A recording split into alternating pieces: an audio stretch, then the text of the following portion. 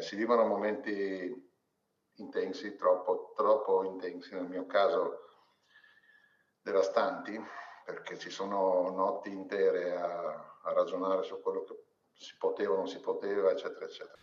Dal 31 maggio scorso la cittadina di Premariacco non è più la stessa per l'eco mondiale dal punto di vista mediatico che ha investito il comune friulano dopo la tragedia del Natisone.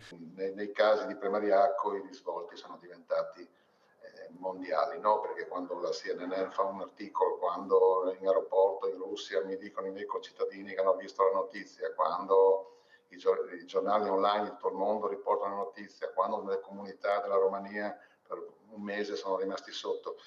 C'è stata una settimana a Premariacco che c'era un'orgia mediatica incredibile, sono delle pressioni strane. Una pressione mediatica che è doveroso sostenere per l'importanza della diffusione delle informazioni. Al sindaco di Premariacco, Michele De Sabata, non va giù invece la tempesta social in cui si leggono le peggiori mostruosità.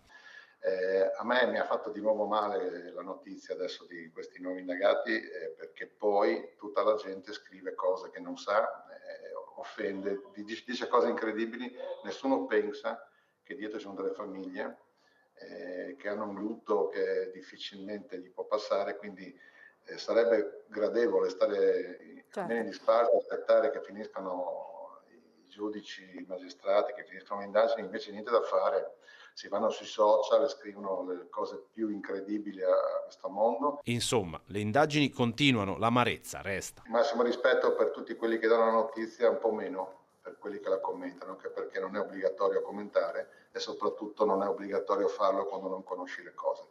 Noi qua a Premariacco abbiamo sofferto tantissimo perché purtroppo avevamo un'idea ben precisa all'inizio, non solo il sindaco ma anche la gente di Premariacco, e purtroppo è terminata così.